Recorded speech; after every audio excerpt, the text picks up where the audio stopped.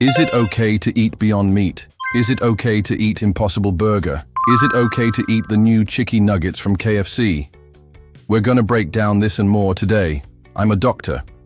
I'm an emergency room doctor who treats everything from COVID to gunshot wounds, burns, you name it. And I want to help you avoid the pitfalls of misinformation so you can make the best choices for you and your family. So what do these all have in common? The key word is plant-based. And when something says plant-based, you think of wholesome goodness. You think of veggies, salads, fruits. But there are a lot of things that are plant-based that are not good for you, like marijuana, poisonous mushrooms, arsenic. Just because something is plant-based does not mean it's healthy. In fact, the problem with these products is that they're taking something that sounds very natural and clean, plant-based, and they're turning it into an ultra-processed food. Now let's start off with the Impossible Burger. And if we look at the ingredients, soy protein isolate, canola oil, coconut oil, sunflower oil, potato starch, cornstarch, like hemoglobin, modified food starch, yeast extract, salt, sugar, garlic, powder onion powder, wheat gluten, soy lecithin, dried onion, extracts, natural smoke flavor, cellulose gel, carrageenan, and xanthan gum. Now when we look at this list of ingredients, I want you to notice a few things. First, they're stripping away all of the fiber, the vitamins, the minerals, the phytonutrients. When you make soy protein isolate, you're taking all of the parts of the soybean that have protein in it and you're isolating that. You're getting rid of everything else. Same thing with the wheat. They're isolating the protein. And so what you end up with is a very cheap ingredient that has almost no nutritional value. And then they add these other ingredients, like modified food starch, which is also known as MSG. It's a flavor enhancer. Then you got the sugar, the salt, the onion powder, garlic powder. And then you see these other ingredients like carrageenan and xanthan gum, which are food-grade industrial binders. So we kind of took this thing that was supposed to be very natural and clean, and now we're creating a frankenfood. We're taking parts of different foods and combining them in ways they were never meant to be consumed. We're adding ingredients to enhance the flavor. We're adding ingredients to give it texture. And we're really creating something that is ultra-processed. I would argue that this is worse than ultra-processed, because at least ultra-processed sounds bad. Plant-based sounds good. It sounds like it's wholesome. It sounds like it's part of nature, but it's not. It's actually lab-created. And so when you combine these two things together, you get a food that's worse than ultra-processed because people think it's healthy. And so you got this huge marketing campaign around it that's saying, hey, this is better for you. And when you look at the ingredients, it's hard to tell. When we look at the Impossible Sausage, it gets even worse.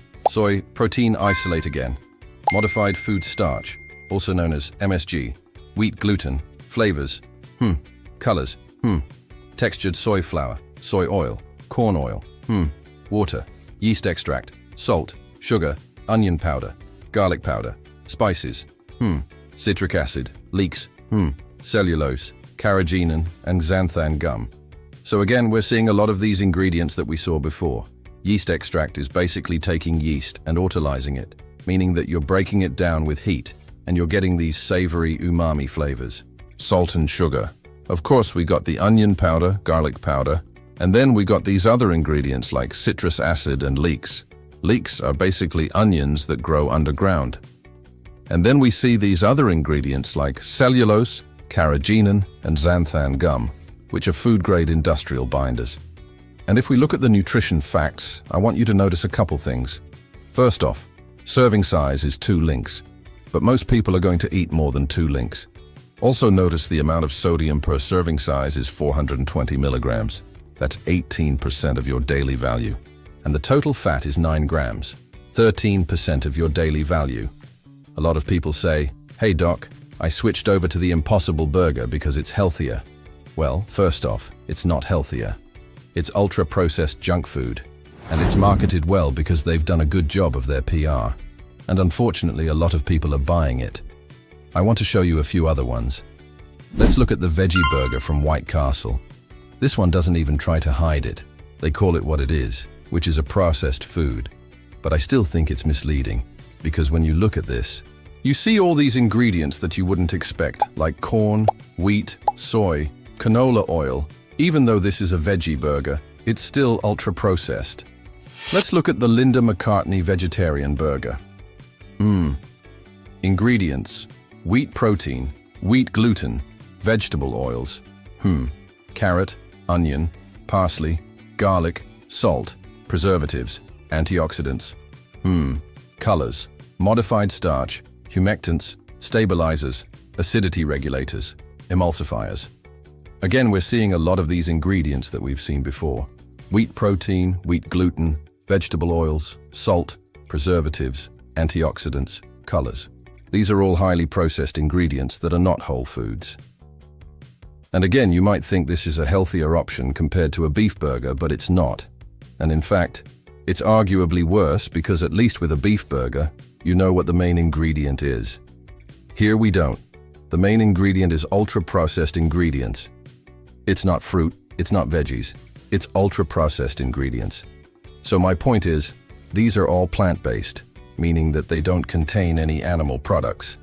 But just because they're plant-based doesn't mean they're healthy. In fact, they're some of the most unhealthy foods out there because they're ultra-processed junk foods. They're masquerading as healthy options because they're plant-based. You might think, oh well, it's plant-based, it's gotta be healthy. Unfortunately, that's not the case. In fact, some of these burgers have more sodium and saturated fat than a beef patty. Why? Because they're ultra-processed. And remember, the reason why they're ultra-processed is because they're trying to create something that tastes good.